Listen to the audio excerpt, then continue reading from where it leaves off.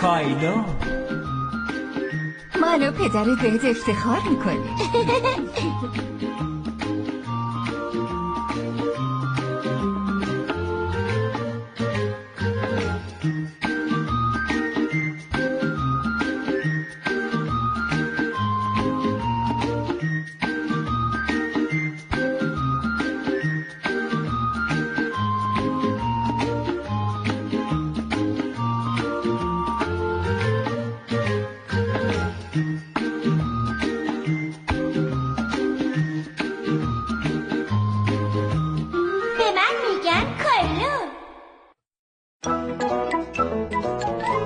این داستان نقاشی کایلو.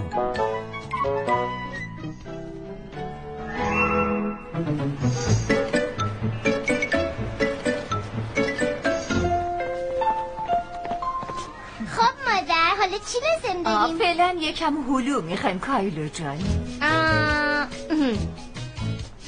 کایلو دوست داشت وقتی میرن خرید به مامانش کمک کنه.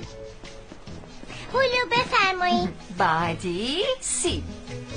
کسی سیب خواست؟ بفرمایید، در خدمتم. امروز سیبای خیلی خوبی داریم، حرف ندارن، محصول مزرعه‌های محلیه. من خیلی سیب دوست دارم. منم همینطور. میدونی چرا سیب تازه اینقدر خوبه؟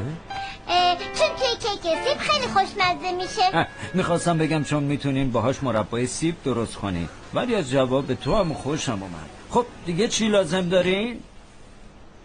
وای چه نقاشی قشنگی. اینو مادرت کشیده؟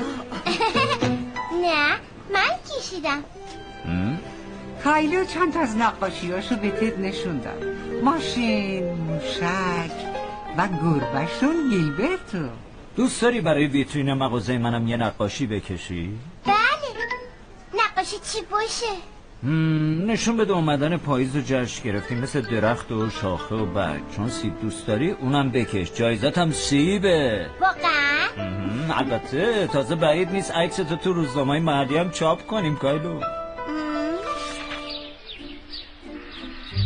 خب دیگه بچه ها، وقت نقاشیه. چی کار میکنی کایلو؟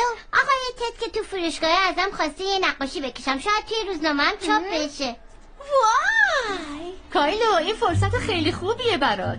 خوشحالم که میتونی از هنرت استفاده کنی. خب حالا چی میخوای بکشی؟ خب شاید یه باغ با درختای میوه و سبزیجات و آقای تد که یه سیب قرمز بزرگ تو دستشه و خرگوش کوچولو. شاید. کایلو خیلی هیجان زده بود که نقاشیشو زودتر شروع کنه. اون کارشو اول با کشیدن چند تا درخت سیب شروع کرد. اصلا قشنگ نشد.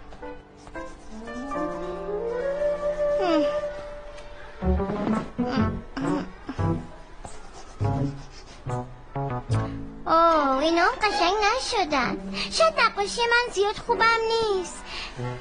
کایلو دیگه داشت خسته میشد تا اینکه نقاشی یه نفر دیگر رو دید. این نقاشی توی اون بالا لئو؟ آره خیلی قشنگه. میشه چند تا درخت سیب برام بکشی؟ باشه. اوه حالا درختای سیب قشنگ شدن، ولی سبزیجات من شبیه پد و تنبلای له شده است. ببخشید. نقاشی منم خوبه ها. چند تا هویج برات بکشم و یه خرگوش. آره بکش.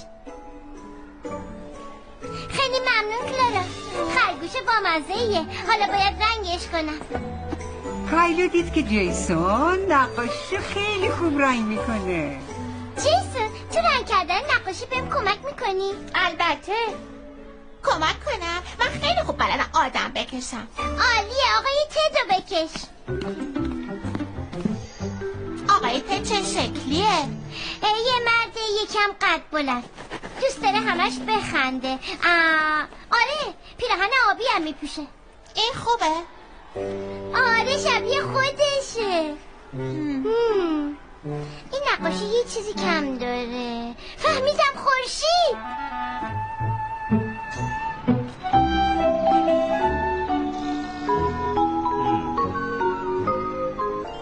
کایلو خیلی از نقاشیش خوشش اومده بود.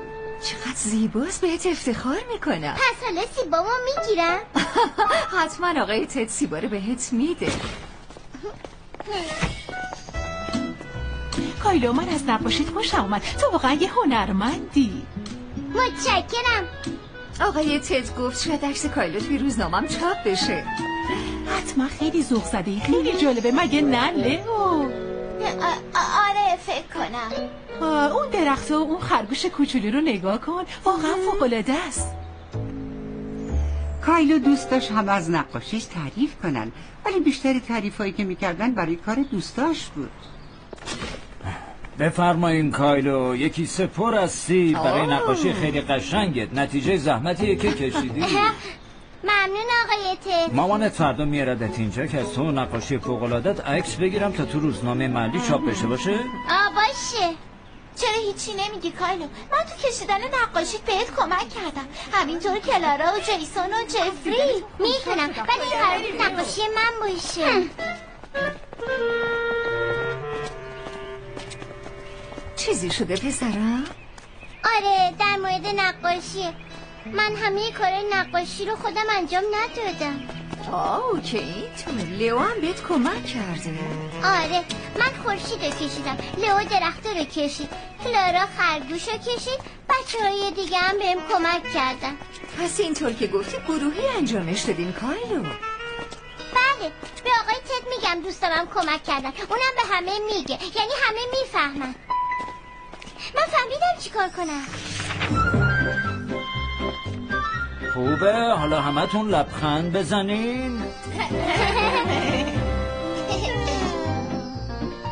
بگین مربای سیب.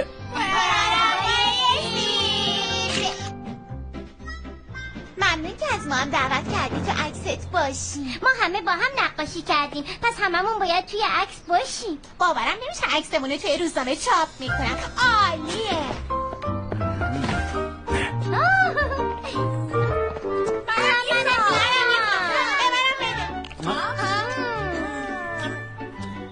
خیلی خوشمزه است. حالا بذارین یه عکس دیگه هم بگیرم. اون روز کایلو فهمید که کار گروهی چقدر خوبه. از عکس گرفتن با دوستاش احساس خیلی خوبی پیدا کرد و متوجه شد دوستی و محبت بالاتر از هر چیزی.